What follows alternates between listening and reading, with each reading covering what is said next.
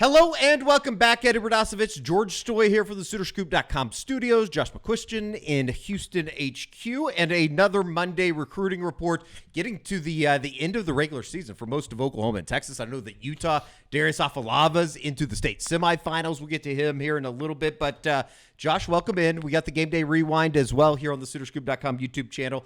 Let's get after it, though, because you went and saw a couple commits, another offer as well, and why not? We'll just go ahead and start with five-star offensive tackle Michael Fasusi. You went and saw him in Lewisville on Friday night, Josh, and 27-0 win, played basically a half, but a lot to like when you turn on the tape of Michael Fasusi. Yeah, I mean, guys, he's exactly what you expect Mike to be. I mean, he's the thing I will say, like, look how lean he is. Like, he still has so much room to fill out. Like, as I'm watching him, I see like the lower body, and I'm like, his legs, like, he looks like a tight end, guys. So as he continues to fill out that frame, he's only going to get stronger, more violent in the run game in particular. Get better at basing out and some of the pass blocking stuff, kind of setting his anchor down. So I mean, again, I'm not reinventing the wheel here. This is a five-star guy that's really, really good, and he didn't do anything to change that opinion. Josh, give us some update on just his recruitment. I hate to just go away from how he's playing. We all know he's a great player, but I think everybody's wondering, you know, can Oklahoma hold this class together? And obviously Michael Fasusi is kind of the gem of this class. Just what'd you get as his? I know you talked to him Friday before the game on Saturday. That was a disaster. But just what's your feel talking to Michael about his recruitment, his commitment to Oklahoma? Well, and actually, as it worked out, it was a really, really wet night at Little Elm. And speaking of Little Elm, anybody that lives there, shout out. Love the area. Really had never seen that in Dallas before, but that's a whole nother thing. I spoke to him on Sunday night, actually, because of all the rain. I couldn't break out the camera equipment. I didn't want to mess with it or worry about it. So I was like, oh, let's just talk Sunday. So we actually spoke last night. And, you know, Mike is kind of the embodiment of what I talk about when I tell fans, like, Josh, what do they think about the offensive line? Or what do they think about, like, Mike's like, it's an opportunity. Like, it's just a chance for me to come play. Like, he doesn't see it as, oh, this whole thing's lost. He really trusts Bill Bedenbaugh. He trusts Brent Venables.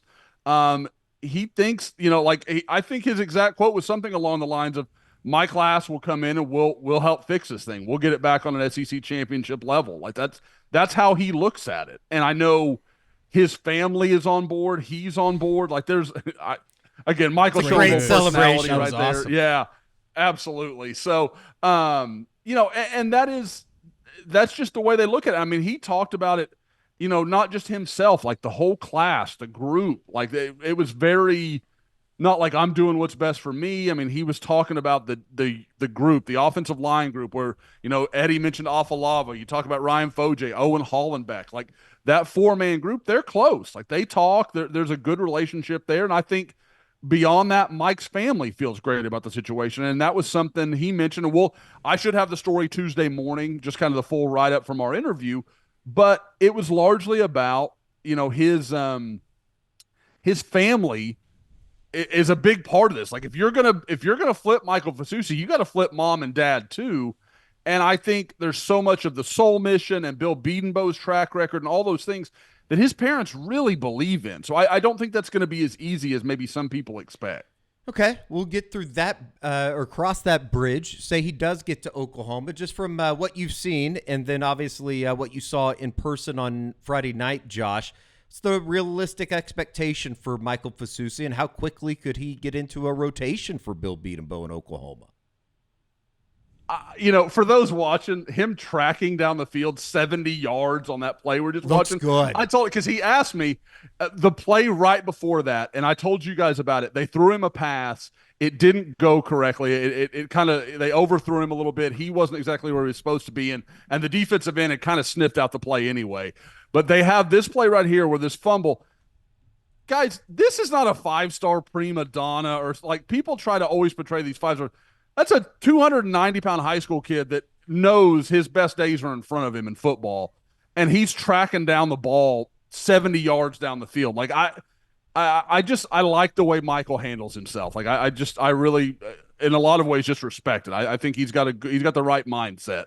But as far as Eddie, I'm gonna be totally honest. I've totally forgotten what you said as I get off of my little aside. Could he start next year? Basically, is what as could he play That's next right. year? For How quickly can this Yes. kid win an Outland Trophy at Oklahoma? No Now, pressure. I think it's there. And I do. Like, to me, it's going to be about how quickly can he add mass, because he's lean, guys. I mean, we talked about Logan Howland being too light this year, and I bet Logan Howland's got 20 pounds on him right now. Now, Mike's got a full year between here and there to put on weight, to get bigger, to get stronger. So you don't know how that's going to hit, like what that's going to look like once he gets on a college training table and Jerry Schmidt's doing stuff to add, strength and just general size to that frame. I mean, but the talent, it's there. There's going to be growing pains. Like, anybody thinking this is a guy that's going to come in and be like, oh, well, he just fixed Oklahoma's offensive line the second he got there. That's not going to happen. Michael is raw. He is still learning. There's still a lot of room for growth. You see him make mistakes that you're like, once he gets that ironed out, or once he fixes this problem or that problem, man, it's going to be special. But people are going to have to live with the growing pains. I don't want to set unfair expectations for him. But I will say, I mentioned earlier when I talked about, Mike kind of looking at the situation in Oklahoma as an opportunity. Mike's belief, and I mean, I urge people to go read the story because he laid this out, is very much wherever I go, I expect to go in there and compete because I know I'm good enough. I know what my talent can do. And when I get to work with Bill Bedenbaugh, I can be special. And again, that's not singular to Oklahoma. That could be anywhere. I believed I could go in and make an impact early on because he believes in himself. Should be, rather interesting to watch Michael Fasusi if he were to get to Norman. And, obviously it sounds decently positive for not a whole lot of positivity around the Oklahoma football program right now. It certainly, you got to, I guess, give credit or just believe in what they're trying to build. And, certainly haven't had any decommitments quite yet. You also went and saw a 2026 running back commit in Jonathan Hatton. But before we get to that and Cibolo Steele, let us tell you about William & Lauren, the official custom clothier of OU football. William & Lauren outfits your favorite OU players in custom suits that boost their confidence off the field to match their confidence on the field. Their perfectly tailored clothing ensures every suitor stands out in comfort and style at prices that make luxury accessible. Visit William & Lauren in Oklahoma City or online at williamandlauren.com. Dress like a champion and make your style as legendary as Oklahoma football. They'll also be opening up a brick-and-mortar location in Tulsa here in the coming weeks. So look for that if you're up in the 918. Are you a 918 guy? Yeah. I mean, but obviously, they have other area codes now, don't they?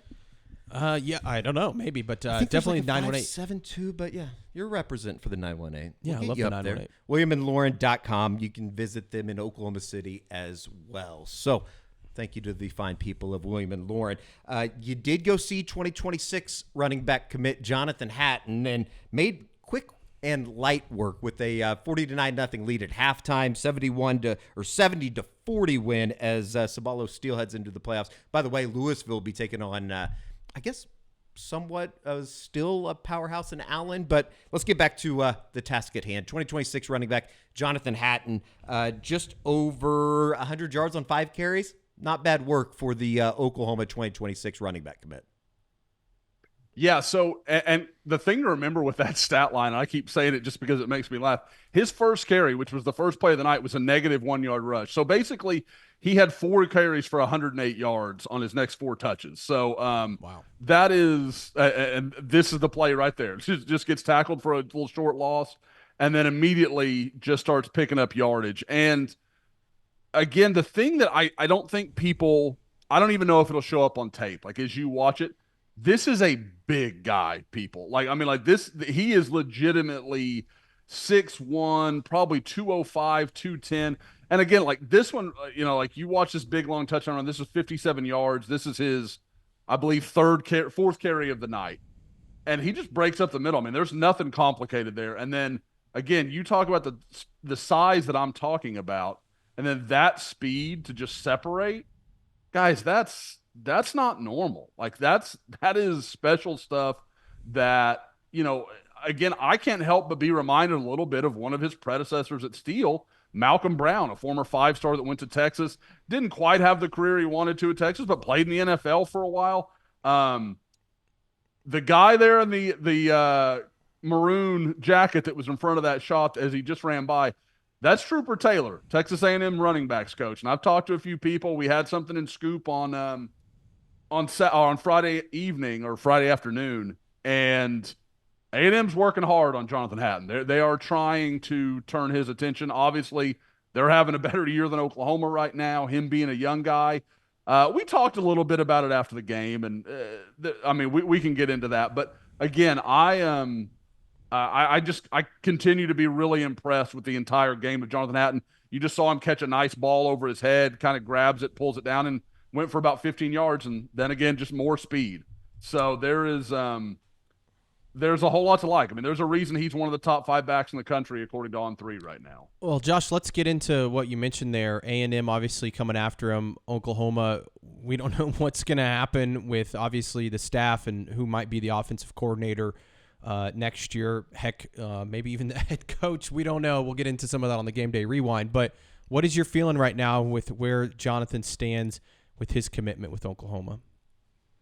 I would say of the guys I've talked to, he feels the shakiest to me. Like that's the one where I'm like, when guys start talking about, I've got to keep my options open. I've got to do it's not that every guy doesn't feel that way right now. Like, they do, but it's pretty rare they're that open and honest about it. And you're like, okay, like something's probably cooking here a little bit. And again, I know A&M's working hard, and I don't know if everyone knows the name Trooper Taylor. Trooper Taylor has been recruiting in the Southeast and SEC conference for a very long time. He's very good. He wins a lot of recruiting battles. He's not a guy to take lightly. So having him there, and I should say Mike Elko and Adam Cushing, A&M's offensive line coach, they were at Michael Fasusi's game on Friday night. So again, I don't know if I'm running interference for OU. I don't know if I'm helping A&M. I'm doing something, but ran into a lot of Aggie coaches over the weekend. But with Hatton, like I said, I'm not saying he's going to decommit tomorrow or anything like that, but it wouldn't shock me at all if, it maybe come the end of the season, he says, I want to look around. I committed really early. I don't think OU would be out of that race. I think as long as DeMarco Murray's at Oklahoma, they're going to have a very real chance. That's a really close relationship. Hatton really respects DeMarco Murray a lot. But again, we don't know what the future looks like at Oklahoma. So there's a lot of possibilities for change, both within, the coaching staff and how recruits are going to see that coaching staff. A&M staff obviously out and about hitting the recruiting trail while A&M enjoyed the bye week last week, back at it this week against New Mexico State. I might have recognized Trooper Taylor if he had the towel waving around his head. Usually has that on the sidelines in most of his stops in the coaching world. The backwards hat was obvious, though. In terms of, obviously you don't want to lose any commits, but is this maybe more understandable when you're talking about a junior and a 2026 guy as opposed to maybe a 2025 guy that really, has his sights or, focus set on what's to come over the next month as he begins the transition into college? Well, guys, I was looking at it, and it even shocked me a little bit to really remember it, because I get so caught up in the day-to-day of recruiting that it can be hard for me to sometimes take a step back and look at the big picture. Jonathan Hatton has been committed for over a year. I mean, and he's a junior in high school. That's pretty unusual for a guy to be committed that early. And it was why when it happened, I want to say I remember us talking on the podcast about this is almost surprising that OU's taking this commitment because it is so early. There's so many variables for a guy this young. And I don't know how you could blame the guy for looking around with what's going on at Oklahoma with, again, him not having a chance to have seen much. I think he saw Oklahoma a couple times committed, and that was kind of it. And he's very good. There's a lot of schools going to come after him. A&M will not be the last.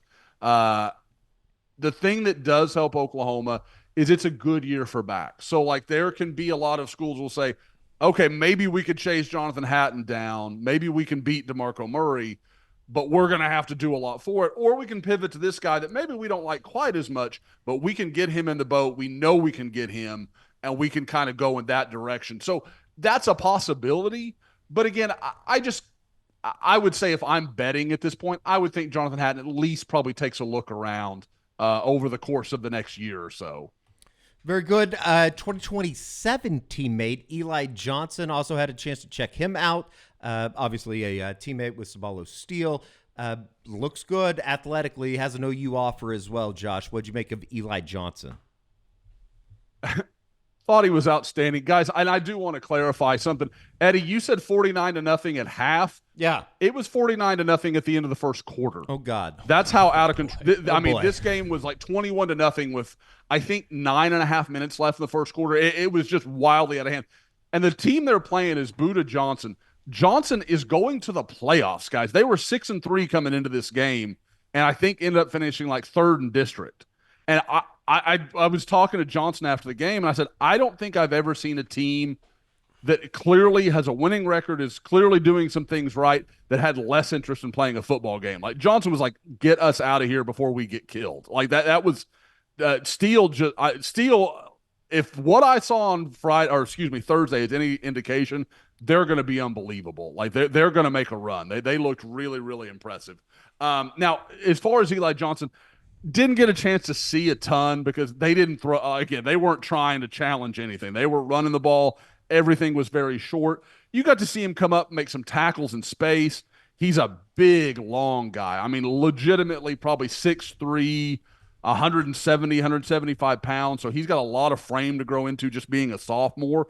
But you can see, I mean, his feet are good. He'll come up and lay a hit. Like, there's not really any problem with anything I did see. I just can't say I saw the full skill set. Josh, at 6'3", 175 or whatever you said he was listed at, do they see him, I guess, playing safety? I mean, I could see him putting on, 20-some more pounds being at 6'3", 200, and it seems like he fits exactly what they're looking for. Could he also maybe play cheetah? I don't know. Where does Oklahoma, I guess, see him fitting into the fold?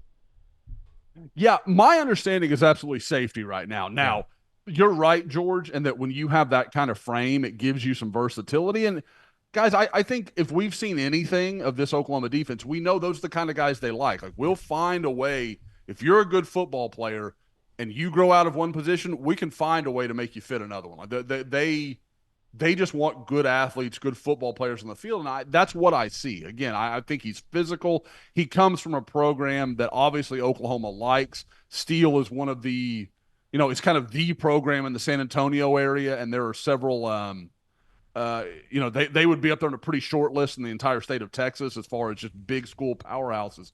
And I like the kid's demeanor. He's got some attitude to him. He kind of plays. He's not cocky or anything like that, but you can tell like he's a guy looking to make a play from snap to snap. And so I like a lot of that. And again, guys, I mean, for whatever OU fans want to feel right now, the safety recruiting since Brandon Hall has arrived has been awfully good. So there is some reason to believe that if Oklahoma can figure out a way, kind of, get back on, I guess, solid ground, there's plenty of reason to think they could be absolutely competitive in this recruitment.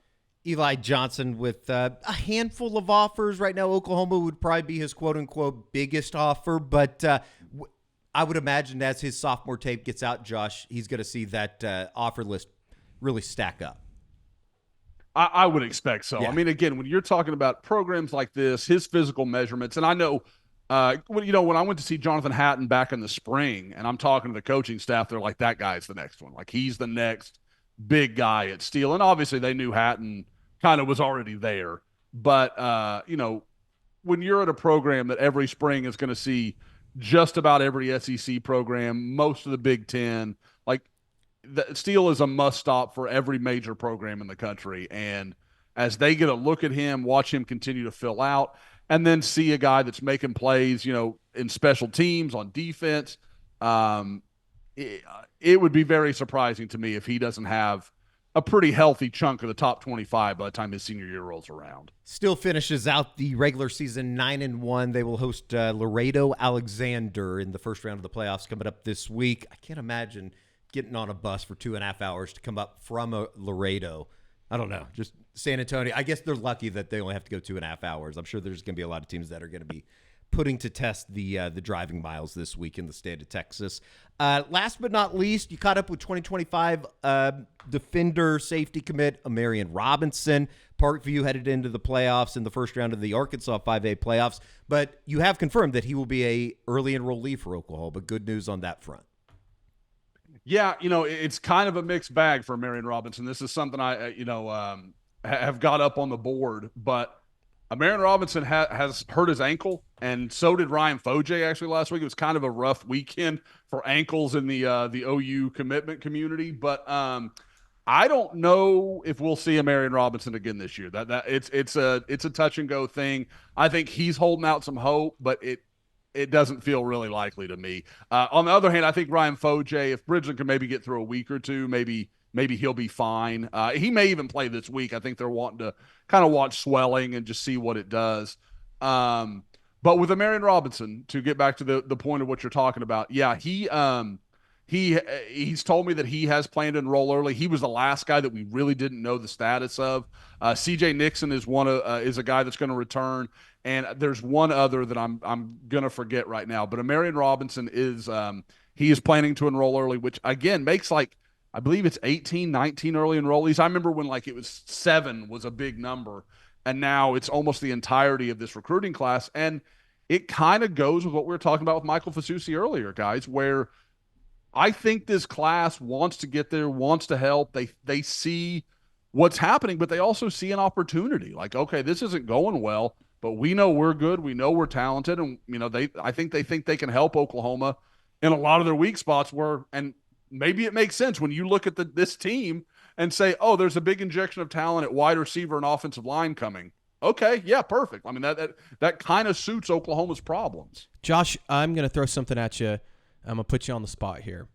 And here we go. Yeah, it's going to be kind of a negative question, but I feel like the election was last week, George. Carry on.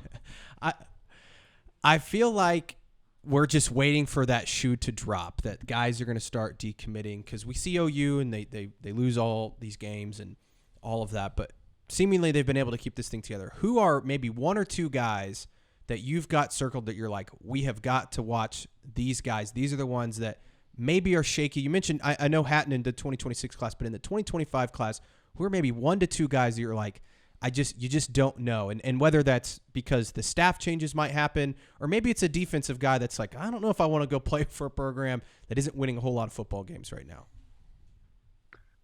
The first one, and it's the same one I've said all along, largely based on some of the things we've seen. It's Cortez Mills, the wide receiver from Florida, just because we've seen him take a trip. We've seen him kind of buck the trend of what Oklahoma does with its recruits, and there comes a point where if he decides, I'm not saying I'm not going to Oklahoma, but I do want to look at someone else, whether it's Colorado or any of the other schools that he talked about for a while there. Does he elect to, take that trip, and then Oklahoma says, hey, man, we kind of gave you one strike, but now we're just going to go? And that's where this policy, I don't know if it's good or bad in this. I don't like it in general as far as the commits taking visits, but in this situation, I could see it being argued as, hey, we're going to go to this guy and say, if you take this trip, man, you're putting us in a bind because we're already fighting and scrapping to keep these guys where all these schools are coming in and trying to flip our players. But now if we don't draw a line with you, they're going to say, well, why can't I take a visit? If he gets to, I should be able to as well. So again, this is kind of where that rule puts you over the barrel of, well, you're telling me I can't do this, but you're letting this other guy do it. And so it creates a conversation that other schools just don't have to have. So he's the one I would watch. And again, I feel good about Michael Fasusi. I really do. But when you're that high profile, and the fact that A&M, Texas, all these other schools that would try to take him from Oklahoma and are probably the 2 schools that have the most realistic chance to do so, on top of getting his talent, they know the strike that would be across Oklahoma's bow. They know how hurtful this would be to that regime when he's a guy that Oklahoma can say, hey, look, we've got this guy. This is going to help us. We're going to get better with him and the rest of this offensive line class. it that's going to be a tough one just because of the battle that I know Texas A&M are going to try to lay out here. All right, let me follow that up. Sorry, Eddie, I'm taking No, over go ahead. the recruiting part. One more I like question. it. Who are 3 guys that you would say Oklahoma absolutely has to keep in this class? 3 guys that you're like, these are the 3. Like, if you could hold on to 3 guys, who are your top 3? Because I have my 3, but I want to hear what your 3 are of this class. Sure. I think Fasusi and Foje are obvious just because of offensive tackles are so hard to come by. I think both of those guys are NFL level talents. And I mean, first, second day pick kind of guys, like not just, they made a roster, but like those are guys that someday an NFL team's going to be saying, hey, maybe we take this guy in our left tackle situation solved for the next 10 years kind of guys. They are special talents. The third I would probably say is probably Trent Wilson, the defensive lineman from Maryland, just because if they lose him, guys, they don't have a defensive tackle committed. I mean, that's just a wild reality. Now, they're chasing Cash Jacobson. I've got a prediction in. But, man, I talked about this when some of this Oklahoma State stuff, people said, who could have seen this coming? Oklahoma State hasn't recruited well in several years, haven't recruited to the level that they used to. They've never been a perpetual top 20 recruiting rankings team, but they've always recruited pretty well. They've made good evaluations. They're not doing that as much, and you can't keep betting on yourself being smarter than everybody else. There's a lot of good coaches, a lot of good coaching staffs out there. To expect that every single time you're going to evaluate better than everybody else, eventually it's Vegas, man. Eventually the house is going to get you. Like, you can't live like that. And I think if you're betting on Cash Jacobson just so far out distancing what every other coaching staff who's come through Jinx expected of him, man, that's a lot to ask. And again, I like Cash. I think he can be a good player, but you're taking a big gamble if that's your only guy on the defensive line. Those were pretty much my 3. The only other guy that I would mention is Elijah Thomas. I think just because I think he could be an absolute difference maker. And again, a lot of this stuff we won't know until we see who's retained on staff. Because I think we all know what's coming, the inevitable of them maybe cleaning out that offensive side of the football. And we'll just have to wait and see. But I feel like Josh nailed that. Like, those are the guys that you have to – in the trenches, man. That's where it is that you got to keep those guys. It's going to be interesting to watch. Real quickly, a number of guys in the 2025 class saw their season come to an end. Did want to make note, Grayson Harris finishes off his career at Ennis. As you put in the Future Sooners story that you can see on Soonerscoop.com, just under, I guess you could say, 7,200 all-purpose yards to finish out his career, 7,157, 4,542 receiving yards, 1,249 rush yards, 59 touchdowns to close out his career at Ennis. And then Torrey Blaylock and Atascocita, they continue to roll. He had over 100 yards in one quarter in a 73-14 victory on Friday night as Atascocita. I would imagine they entered the playoffs as one of the favorites to take home a state championship down there in the state of Texas. Yeah, our guy Matt Stepp actually predicted them to win 6A1 in Texas. Wow. So, I mean, 6A1 this year is going to be a monster with Atascocita, North Crowley, Duncanville, North Shore. I mean, and guys, that forgets Austin Westlake. I mean, like, there's just some monsters out there. But I could see any of 4 teams very seriously winning it. But I thought Atascocita was kind of a notch below North Shore and Duncanville. But guys, Atascocita led North Shore for most of that game, and we talked about this a little bit a couple weeks ago, and didn't have Torrey Blaylock really in that game. He came in late in the fourth quarter, I believe scored, if I remember correctly, but like just was a very largely unavailable due to injury. And now he should be back. He should be full go, and they're going to run into each other in, the regional finals, and that should be a ton of fun to watch. And they actually start this weekend at Dickinson, a good program in South Houston that I believe just went like 9-1, 10-0, won their district, and their reward in the first round of the playoffs is to play a top 10 team in the country. You're just like, God, like these kids had a great year, and they're probably just going to get their heads kicked in. Texas high school football in a nutshell right there. They are starting playoffs as well here in the state of Oklahoma. 5A, Carl Albert with the trio of commits and Trinae Washington, Tristan Haynes, and Marcus James looking to defend their state championship run. So I believe they start with, I want to say Bethany.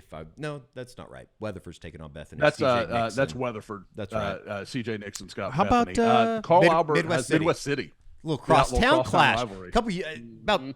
Back in our day, Josh, that would have been a phenomenal first-round game. I don't know if Midwest City has much to be claimed of, though, taking on Carl Albert 10-0. What were you going to say, George? How about Norman High beating Bixby this Shout weekend? out Norman High. They've done a really good job over there this year with, I believe they have a pair of brothers that are playing, as well as a number of guys that have made up a really good run for the Norman Tigers there. Yeah, shout out to my guy Cooksey over there, the offensive coordinator. Just did a nice job. 31 points on the road at Bixby. I mean, that's Big no time. lie there. That's real. And so both Norman High programs make it into the playoffs. I think Norman North is the only team in the state that's playing on Saturday, if I'm not mistaken. They've got with both of them playing, I believe, at home. Yeah, they're both the way playing. it ended up working out. They're both playing at Harv Collins, making for a Friday-Saturday showdown just up the street from here. Kind of weird. Don't really see a whole lot of Saturday high school games. I guess you get your fair share in the playoffs. But yeah, that is weird. And I think that Norman North, if I'm thinking correctly, remember correctly, I think they finished 3-7 in the regular season, which usually doesn't get you into the playoffs, but certainly does here in the state of Oklahoma. So. All right, that's going to do it for the recruiting report. We'll be out at plenty of playoff games, plenty of playoff action coming up here over the course of the next couple weeks to close out the 2024 high school football season. We'll be resetting here, getting into the game day rewind. There might be a little bit to talk about coming out of the disaster up in Columbia. So for Josh and George, I'm Eddie. We'll see you right back here on the SoonerScoop.com YouTube channel.